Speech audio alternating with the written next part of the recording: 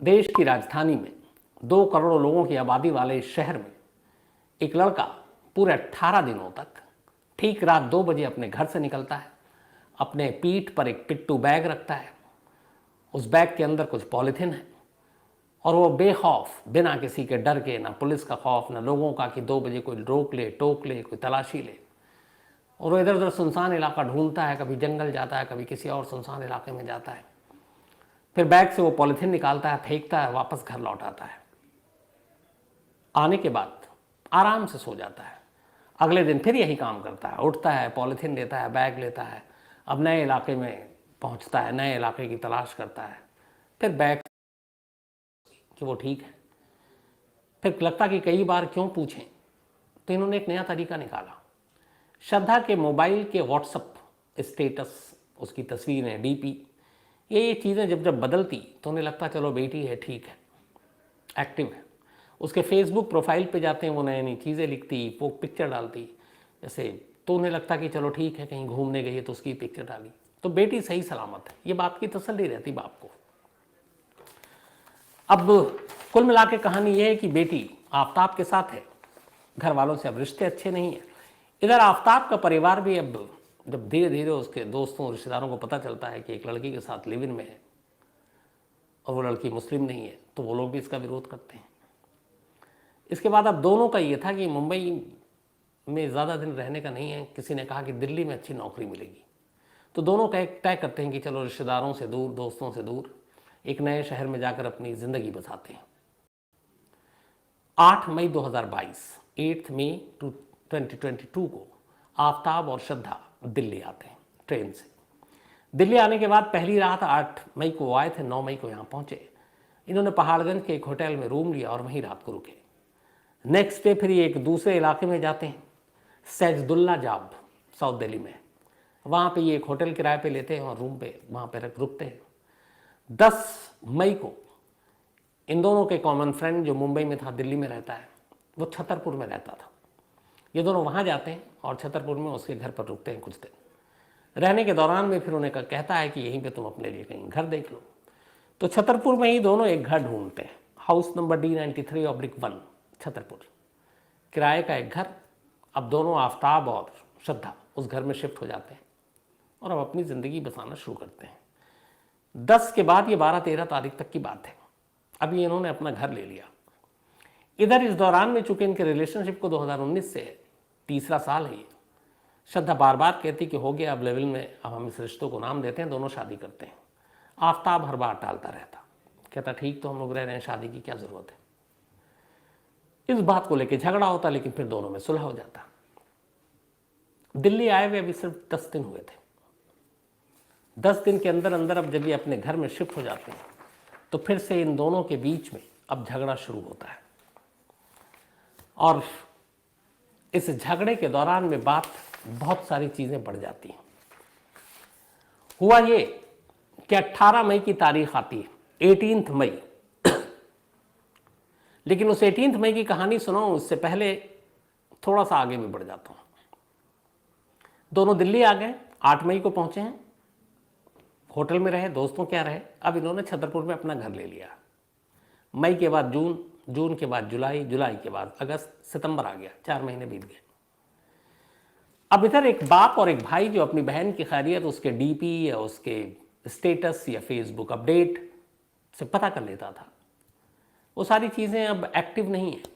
मई के बाद से पिता को लगा शायद कुछ बदल गया, पर उन्हें कुछ दोस्तों से उन्होंने फ़ोन किया उस वक्त मई जून में, तो उन्होंने कहा कि वो दोनों दिल्ली शिफ्ट हो गए, अब वही नौकरी करेंगे। पिता ने कहा चलो ठीक है। एक दोस्त ने ये भी बताया कि वहाँ छतरपुर में कहीं उन्होंने किराए का घर ले लिया, पर एड्रेस नहीं मालूम। उनका ये भी ठीक है। तभी सितंबर का महीना आता है। सितंबर के महीने में एक श्रद्धा का दोस्त श्रद्धा के भाई को फ़ोन करता है और कहता है कि मैं श्रद्धा को लगातार फ़ोन करने की कोशिश कर रहा हूँ, उसका पिछले 2-2.5 महीने से फ़ोन स्विच ऑफ आ रहा है, क्या उसने नंबर बदल दिया, क्या तुम्हें कॉल किया, कोई नया नंबर हो तो मुझे दो। भाई कहता है कि हमारे पास तो कोई नंबर नहीं और हम भी कर रहे हैं तो मिल नहीं रहा। भाई घबराता है, वो अपने पिता को बताता है। अब विकास, उनके पिता श्रद्धा के, वो उस दोस्त का नंबर लेकर खुद बात करते हैं। कहते क्या तुम्हारी कब से बात नहीं हुई? वो कहता है मैं हमेशा अक्सर 2-3 दिन में हमारी बात हुआ करती थी श्रद्धा से, लेकिन इधर 2-2.5 महीने से बात नहीं हो रही, उसका मोबाइल बंद है। कुछ समझ में नहीं आ रहा। ये सुनकर पिता घबरा जाते हैं। अब वो श्रद्धा के कुछ और दोस्तों को मुंबई में फ़ोन मिलाते हैं। उन सब का भी यही जवाब कि पिछले 2-2.5 महीने से श्रद्धा का मोबाइल बंद है और हमें कुछ समझ में नहीं आ रहा है। अब जब उन्हें लगता है तो उन्हें एक मन में डर लगता है कि कहीं श्रद्धा के साथ कुछ हो तो नहीं गया। इसी के बाद वो वहीं लोकल पुलिस स्टेशन में अपनी बेटी की गुमशुदगी की रिपोर्ट लिखा देते हैं और पालघर में कि उनकी बेटी गुम है और मुझे डाउट है कि कहीं उसका किडनैप ना हो गया हो। तो अब उन्होंने वहाँ लोकल पुलिस स्टेशन में खबर लिखाई और ये भी लिखाया कि आखिरी उसके बारे में जानकारी ये थी कि वो मुंबई से दिल्ली गई है। तब पालघर के लोकल पुलिस स्टेशन में मुकदमा दर्ज। पुलिस ने कहा कि देखिए, आपकी बेटी अगर छतरपुर गई है तो मामला दिल्ली का है और छतरपुर इलाका जो है वो महरौली पुलिस स्टेशन में पड़ता है, तो हम ये केस ट्रांसफ़र कर रहे हैं और दिल्ली पुलिस से हम हेल्प लेंगे। अब उन्होंने दिल्ली पुलिस को पालघर पुलिस ने भेज दिया कंप्लेन। अब इसके बाद दिल्ली में महरौली पुलिस स्टेशन में रिपोर्ट लिखा दी जाती है गुमशुदगी की। विकास जो श्रद्धा के पिता हैं वो दिल्ली पहुंच जाते हैं। दिल्ली आने के बाद 9 नवंबर अभी 5 दिन पहले वो महरौली पुलिस स्टेशन जाते हैं और जाकर कहते हैं कि ऐसी से उनकी बेटी है श्रद्धा, हमने वहाँ रिपोर्ट लिखाई, आपके यहाँ ट्रांसफ़र हुई और उसका कोई अता पता नहीं है। 2-2.5 महीने से मोबाइल बंद है। पुलिस डिटेल लेती है, तस्वीर लेती है, कहाँ रहते हैं, तो बताते हैं कि ये है। फिर किसी तरह से आफ्ताब का नंबर भी मिल जाता है, पुलिस को वो नंबर देते हैं। अब छतरपुर में है लेकिन घर का पता नहीं मालूम है। खैर, पुलिस आफ्ताब के मोबाइल को सर्विलांस पे लगाती है, नंबर चालू था, लोकेशन देखती है, दिल्ली में ही था। इसी लोकेशन और मोबाइल के ज़रिए, इलेक्ट्रॉनिक सर्विलांस के ज़रिए महरौली पुलिस आफ्ताब तक पहुंच जाती है। आफ्ताब घर में था और जो घर था वो वही महरौली छतरपुर में जो डीएल घर का पता बताया आपको, वहीं रह रहा था। पुलिस जाकर पूछती है कि आपके साथ श्रद्धा रह रही थी, वो कहाँ है? आफ्ताब कहता है कि हमारी लड़ाई हुई थी 18 मई को, 6 महीने करीब पहले, और उस लड़ाई के बाद श्रद्धा गुस्से में घर से निकल गई, बोली मैं वापस मुंबई जा रही हूँ। फिर मैंने उसे काफ़ी फ़ोन करने की कोशिश की लेकिन मोबाइल स्विच ऑफ था। तो उसके बाद मेरी बात नहीं हुई, मैंने भी ढूंढने की कोशिश नहीं की। तो पूछा क्यों झगड़ा हुआ? उसने कहा अक्सर झगड़ा होता था, फिर बार बार एक ही चीज़ को लेकर होता था, वो था शादी। अब पुलिस ने आफ्ताब के मोबाइल से ये चेक किया तो पता चला कि श्रद्धा का मोबाइल 18 मई के बाद से 19 मई से ही स्विच ऑफ है और कभी आफ्ताब ने उसको कॉल करने की कोशिश भी नहीं की। बार बार जब उसे सवाल किए गए तो वो अपने कई बयान से पलटता रहा, कई बार कुछ बोलता, कई बार कुछ बोलता। पुलिस को डाउट हुआ। आखिरकार पुलिस उसे फिर महरौली थाने लेकर आई और तसल्ली से पूछताछ की। तसल्ली से जब पूछताछ की तो इसके बाद आफ्ताब ने एक ऐसी कहानी सुनाई जो शायद 2 करोड़ की आबादी वाले इस दिल्ली शहर और 90,000 की दिल्ली पुलिस की मौजूदगी में न ऐसी कहानी इससे पहले सुनी गई न सुनाई गई। एक रोंगटे खड़े कर देने वाली कहानी, हैवानियत की इंतहा की कहानी। उसने जो कहानी सुनाई वो ये कि दिल्ली आए हुए 10 दिन हो चुके थे। उसने किराए का घर ले लिया था, छतरपुर में रह रहा था। 18 मई की रात खाना खाने के बाद श्रद्धा के साथ उसका झगड़ा हुआ।